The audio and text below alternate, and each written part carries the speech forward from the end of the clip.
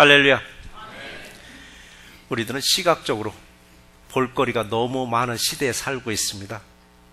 눈만 한번 둘러보면 얼마나 볼거리가 많으냐고요. 보는 게 지루해서 눈 한번 감았다가 떴더니 또 새로운 것이 우리 앞에 펼쳐져 있는 모습이, 정말 우리는 볼거리가 너무 많은 세상에 살고 있습니다. 볼거리가 너무 많다 보니까 보는 것을 우리는 조심해야 됩니다. 보는 것을 조심하라고요. 우리는 무엇을 보고 사는가?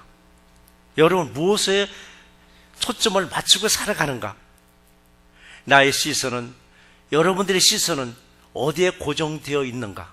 한번 생각해 보시기 바랍니다. 물론 일터에서야 일을 하기 위해서 일에 대해서 바라볼 수 있지만, 그 틈틈이 또 우리는 무엇에 집중하고 무엇을 바라보고 있는가? 혹시 여러분들도 셀폰에 혹시라도 마음에 가 있지는 않은가? 셀폰을 너무 많이 보다 보니까 사람을 보는 시간보다도 셀폰을 보는 시간이 더 많아지더라고요.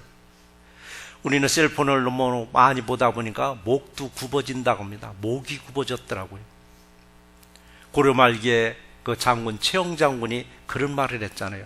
황금보기를 돌같이 여기라라고 했는데, 오늘 요즘에 우리들이 현실에서 보면은 사람 보기를 돌같이 여기고, 그리고 가장 황금같이 여기는 게 뭐냐?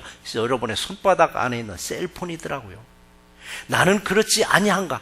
한 번쯤은 여러분의 자신을 둘러보는 귀한 시간이 되시기를 주의 이름으로 당부드립니다. 책 얘기 하나 하고 넘어가 보겠습니다. MIT 교수, 바로 셀리 터클 교수가 쓴 책인데요. 책 제목이 뭐냐면 대화를 잃어버린 사람들입니다. 아직 오다 있는데 저한테 도착하진 않았습니다. 대화를 잃어버린 사람들. 그 책 소개하기를 이렇게 소개를 했더라고요. 왜 IBM이나 야후 같은 기업에서 재택근무를 권장하더니 왜 다시 회사로 끌어들이는가? 지금 한동안 유행하는 게, 요즘 유행하는 게 뭡니까? 재택근무더라고요. 집에서 근무하라고. 근데 그걸 실시했던 기업들이 다시 회사로 끌어들이는 이유가 뭔가 했더니, 대화를 많이 하면 할수록 생산성이 향상되더라는 결론입니다. 대화를 많이 하면 할수록. 그러면서 그 책에서 나오는 말이, 이제는 헤어지자는 이별도, 내가 뭔가 잘못해서 잘못했다는 이 사과의 말도 못하고 다 문자로 보낸다고 합니다. 이렇게 대화가 끊기면서 사람과 사람의 눈을 맞추는 법을 잊어버리고 사는 게 현대인들이라고 합니다. 눈 맞추는 것을 잊어버리고 산다라고. 우리 인사할 때도 유심히 잘 살펴보세요. 어느 분은 눈을 안 맞추고 외면하고 인사를 할 때가 있어요.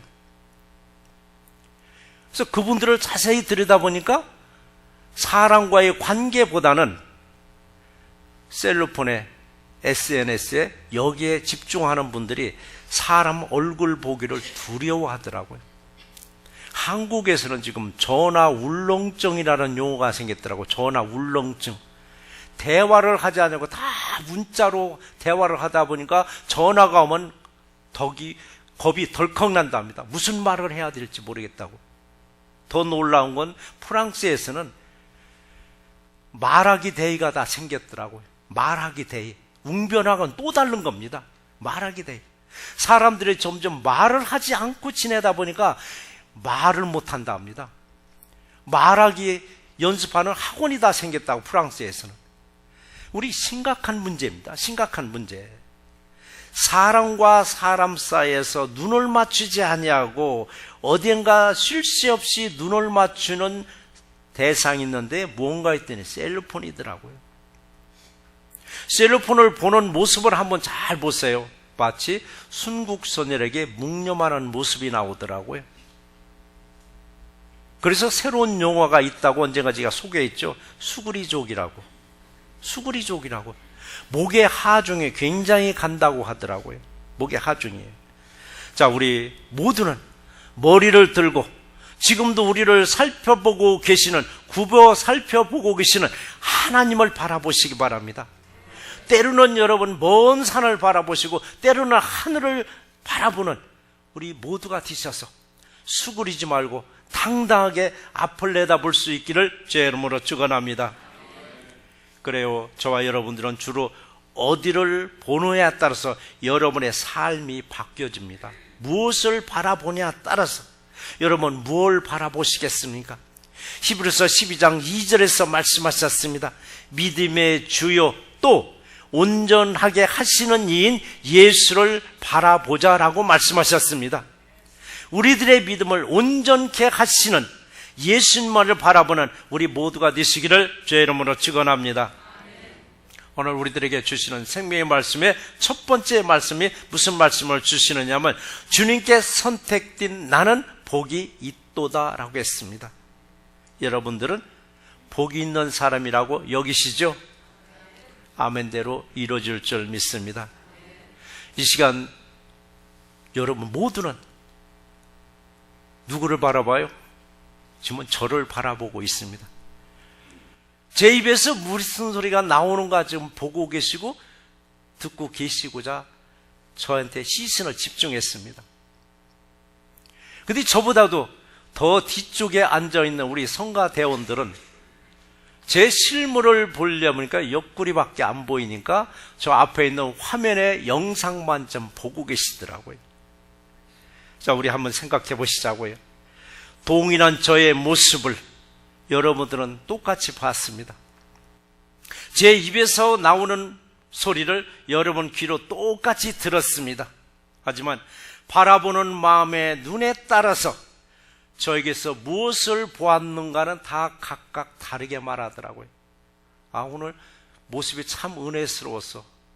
오늘 모습이 그냥 별로였어. 오늘 목사님 옷을 보니까 참 매치가 잘 됐어. 오늘 목사님 그냥 넥타이하고 와이셔츠 잘 안 맞았어. 어떤 마음으로 제 소리를 들었냐에 따라서 오늘 참 은혜스러운 말씀을 들어서 아니 별로였어. 오늘 목소리가 좀 찢어지는 소리 나고 편치 않는 목소리가 나왔어 등. 어떤 마음으로 말씀을 듣고 어떤 마음으로 저를 보았냐에 따라서 여러분은 각각 다 다르게 이해하고 평가를 하게 되어 있습니다. 그렇다면 위에 계신 하나님은 우리들을 지금 보고 계십니다. 우리들의 모든 것을 다 듣고 계십니다. 하나님도 그날 컨디션에 따라서 나를 바라보시고 내 소리를 듣고 계실까요? 아니겠죠. 하나님은 창세 전부터 지금 이 시간까지 동일한 모습으로 우리를 사랑하는 모습으로 애틋한 모습으로 우리를 보고 계실 줄 믿습니다. 마치 부모가 갓난 어린아이 바라만 봐도 부모는 싱글벙글합니다. 행복한 모습입니다. 아이가 울어도 부모는 그렇게 행복해 보입니다. 아이가 방긋 한번 웃어만 줘도 세상 다 얻은 것처럼 부모는 행복에 겨워하듯이 하나님도 우리를 바라보시면서 우리가 좀 징징징 짤지라도 하나님은 이쁘게 보시고 우리가 하나님을 조금 기쁘게 여기면 하나님은 세상 모든 것을 우리에게 주시고자 하는 마음으로 사랑하는 마음으로 보고 계실 줄 믿습니다. 하나님은 우리를 바라보시면서 주무시지도 아니하시고 눈도 깜빡이지 아니하시고 우리를 지켜보고 계시는데 이걸 감찰하신다라고 했더라고요. 감찰이라는 단어는 두 종류가 나옵니다. 한글은 하나지만 한문에서는 두 종류가 나와 있습니다.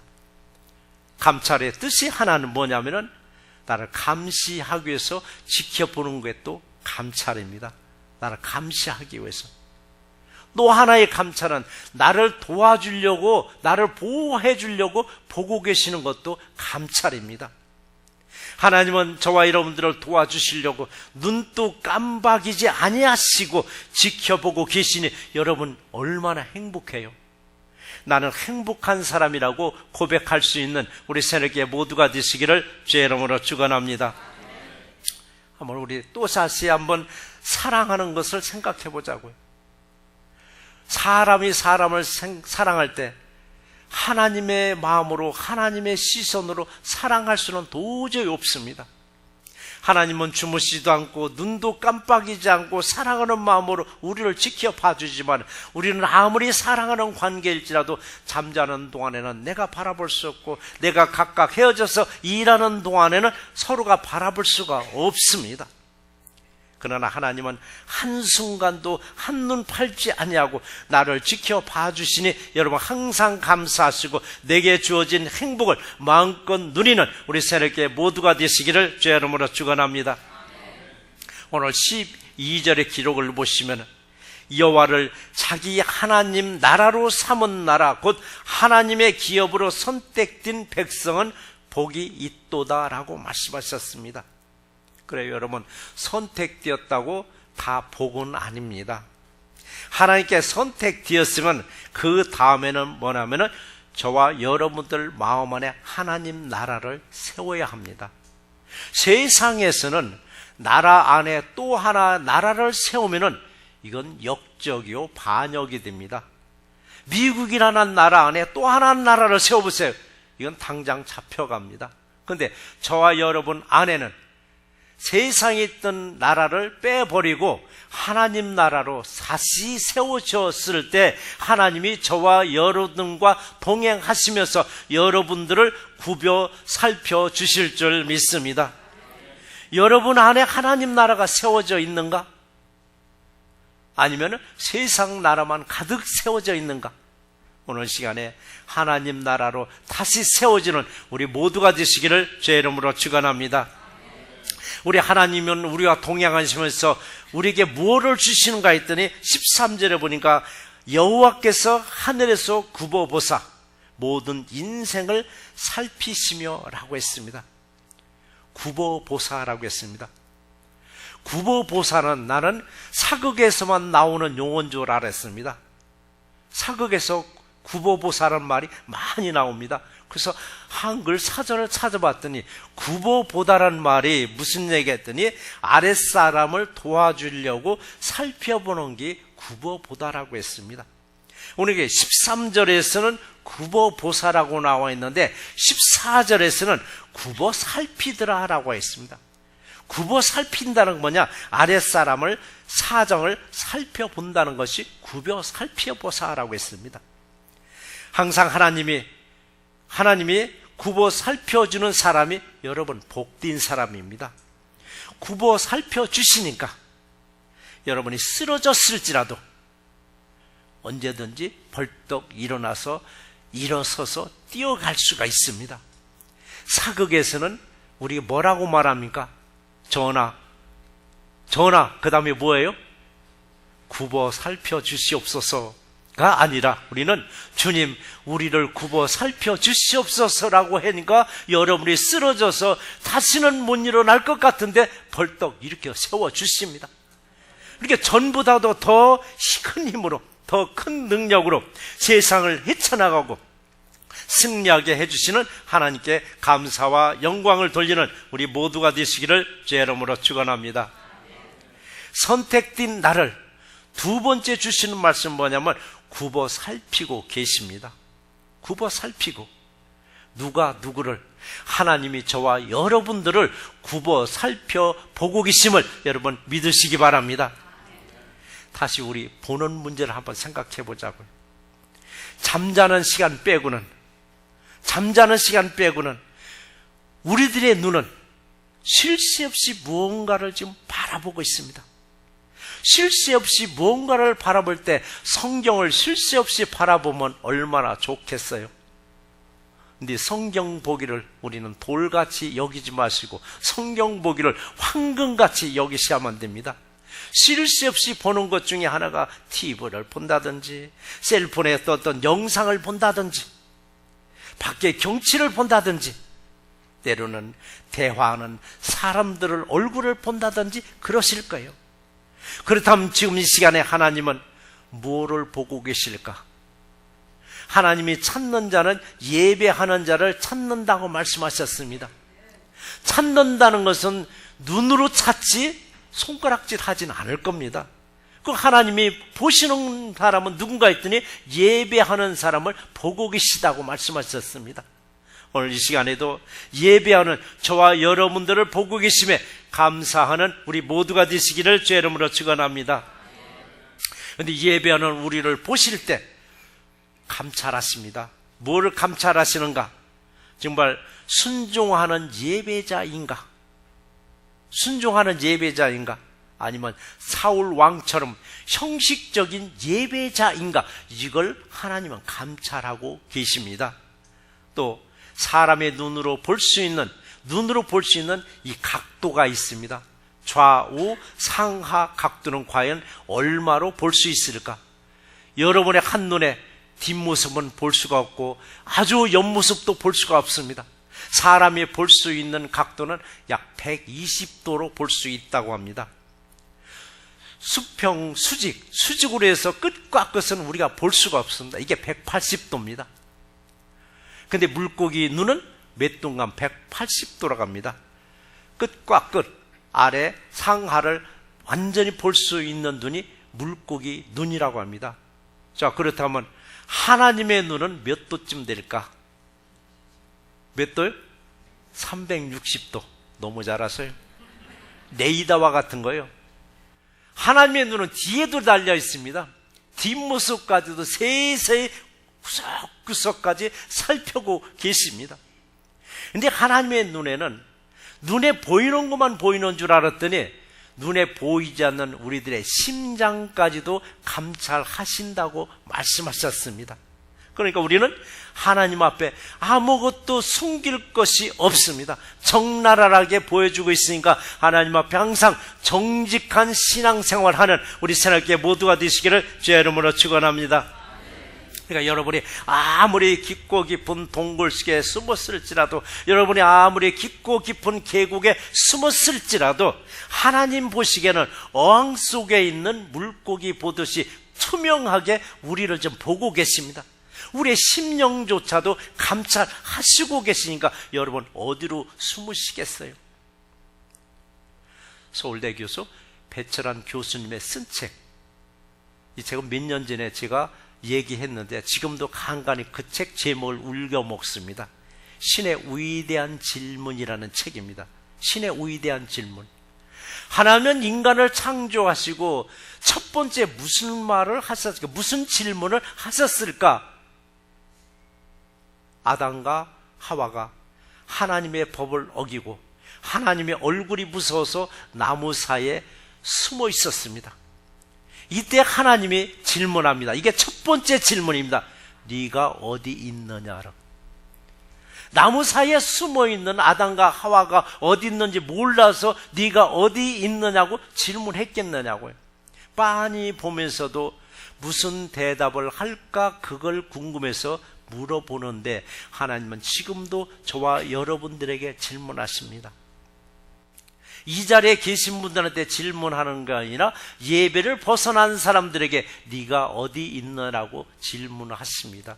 그럼 뭐라고 대답하겠느냐고요. 뭐라고? 사울이 바울 되기 전에 예수님이 만나서 그를 고꾸라뜨렸을 때 사울아 사울아 라고 불렀을 때 사울이 뭐라고 대답했느냐면 주여 누구십니까? 라고 반문하더라고요. 저와 여러분들에게 네가 어디 있느냐라고 질문한다면 주여 말씀하시옵소서 종이 듣겠나이다 라고 여러분 고백하실 때 주님은 여러분들에게 더 큰 사명을 부어주실 줄 믿습니다. 그러니까 우리는 하나님 앞에서 숨을 곳이 없습니다. 그러나 딱 한 곳 숨을 곳이 하나 있습니다. 이 숨을 곳은 장소가 아니에요. 장소가 아니고 어디로 숨어야 되느냐, 어디로 피해야 되느냐, 하나님의 말씀 속으로 피하시기 바랍니다. 여러분이 힘들고 어려울 때 어디로 피하시겠어요? 어느 때는 사람 보기도 역겹다고 그래요. 사람들 사이에서 실패한 사람들은 사람도 피하고 싶을 때 어디로 피하시겠느냐고요. 기도원으로 가시겠어요? 어디로 가시겠어요? 이때 하나님의 말씀 속으로 피하시면 하나님의 말씀이 여러분들을 보호해 주실 줄 믿습니다. 그래서 우리들도 최소한 하나님의 보는 눈을 닮아가야 됩니다. 하나님의 마음을 닮아가야 됩니다. 하나님의 시선으로 사람을 보면은 그 모든 사람들이 다 사랑스럽게 보입니다. 미운 짓 한 사람도 나를 발걸어서 넘어뜨린 사람도 하루 저녁 자고 나니까 또 그 사람 보니까 그렇게 이뻐 보이는 것이 뭐냐? 하나님의 눈으로 바라보기 때문에 그렇습니다. 좀 껄끄러운 사람도 있습니다. 사람 관계에 살다 보니까 좀 껄끄러운 사람도, 사람의 눈으로 보니까 그 사람의 잘하는 것은 보이지 않고 잘못한 것만 다 계속 눈에 띄는 거예요. 여러분 다시 생각해 보세요. 껄끄러운 사람을 볼 때 사람의 눈으로 보면은 그 사람의 잘한 것은 하나도 없습니다. 다 잘못한 것만 눈에 띄어가지고 계속 또 껄끄럽게 보이는 거예요. 근데 이 껄끄럽게 여겼던 사람, 하나님은 내게 때를 주시더라고요. 무슨 때를 주시는가 했더니, 무슨 때를 나에게 주시는가? 네가 껄끄럽다고 좀 멀어진 관계를 좀 더 가까이 할 수 있는 기회를 우리에게 딱 주시더라고요. 여러분 그 기회를 여러분 놓치면 안 됩니다. 놓치지 마세요. 근데 어떤 기회를 주시는가? 나하고 사이가 좀 멀고 껄끄러운 사람의 몸이 좀 아팠다든지 병원에 입원했다든지 그 집안에 위로받을 일이 생겼다든지 했을 때 우리는 잘 분별하셔야 됩니다. 이걸 분별하지 못하고 에이구 잘됐다, 나한테 그렇게 하더니 에이 찰코뱅이, 이게 안 해요. 그걸 내 눈에 보이고 내 귀에 들렸다는 것은 분별을 잘 하셔가지고 저분의 아픔을 내가 위로해 주면서 다가설 수 있는 기회를 주셨구나 하시고, 다가섰을 때 껄끄럽던 관계가 싹 풀어지고 더 좋은 관계, 아름다운 관계가 이루어질 줄 믿습니다. 하나님은 그걸 감찰하고 계시는 거예요. 기회를 줬는데도 네가 그 기회를 이용하지 않고 그냥 몰라라 했을 때, 우리는 이사야서 1장 15절 말씀을 한번 또 기억해 보시기 바랍니다. 너희가 많이 기도할지라도 내가 듣지 아니하리라. 왜 안 듣는가 했더니 내 손에 피가 가득함이라 라고 했습니다. 예수님의 피는 보혈의 피지만 우리들의 손의 피는 죄를 말하고 있습니다. 하나님이 사랑하는 사람을 내가 용서하지 못하고 사랑하지 못하고 미워한다는 건 내 손에 피가 가득한데 네가 내게 많이 기도할지라도 나는 듣지 아니하리라고 말씀하셨습니다. 그런데 이런 말씀을 이론적으로 너무 잘 알아요. 저보다도 더 잘 알아요. 그런데 하나님은 말씀하십니다. 내 말을 듣고 지켜 행하는 자가 복이 있다고 말씀하셨습니다. 하나님의 하신 말씀을 내 머릿속에만 잔뜩 기억하고 내가 행실로 보여주지 아니하면은 하나님은 우리를 감찰하시면서 너는 내가 이런 말을 너는 지키지 아니하구나. 그럼 나에게 뭐가 있어요? 복이 있을 줄 믿고 기도하지만 하나님은 듣지 않는다고 말씀하셨습니다. 오늘 이 말씀이 여러분 마음의 공감을 이루셨다면 돌아가셔서 그대로 실천하는 복된 여러분이 되시기를 제 이름으로 축원합니다.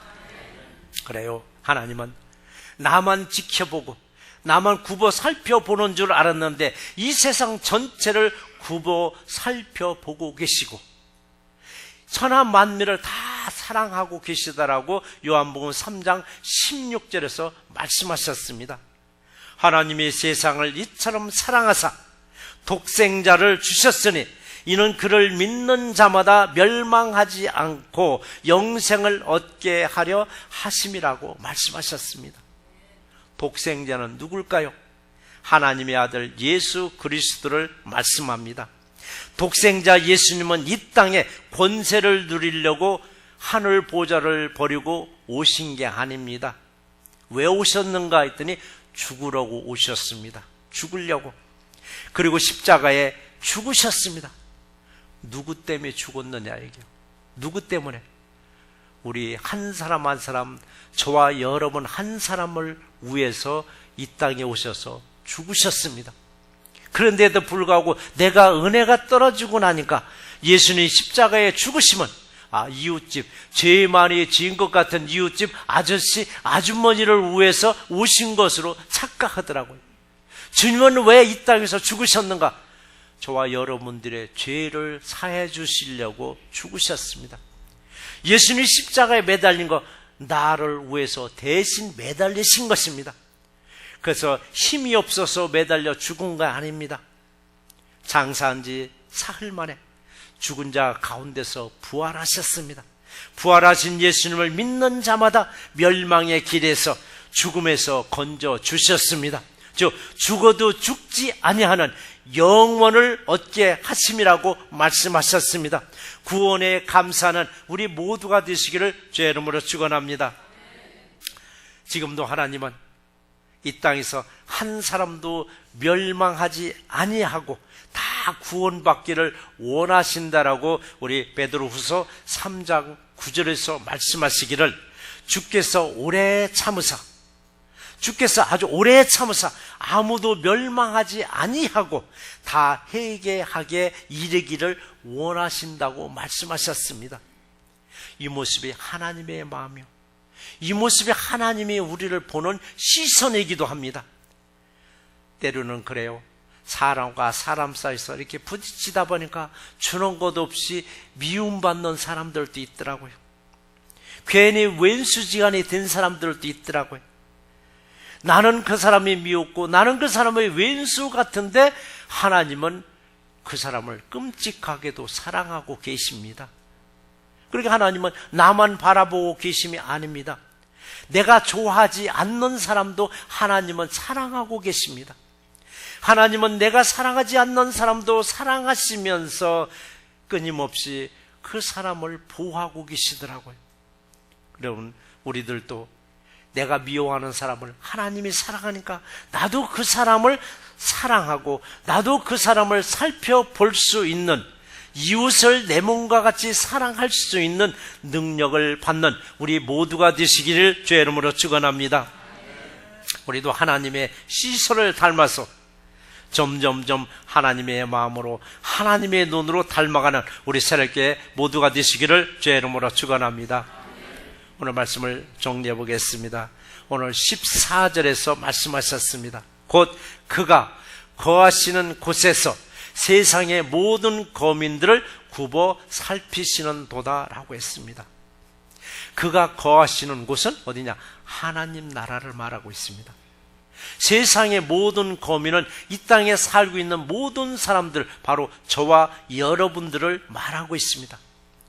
하나님은 나만 바라보고 계시는 줄 알았는데 나도 바라보면서 이웃들도 다 살펴보고 계심에 여러분 감사하세요. 내가 사랑하는 사람도, 내가 미워하는 사람도 하나님은 동일한 사랑의 눈길로 바라보고 계십니다. 우리들도 하나님의 시선을 닮아서 서로 사랑하며 이웃들을 내 몸과 같이 사랑하시는 우리 새롭게 모두가 되시기를 주의 이름으로 축원합니다.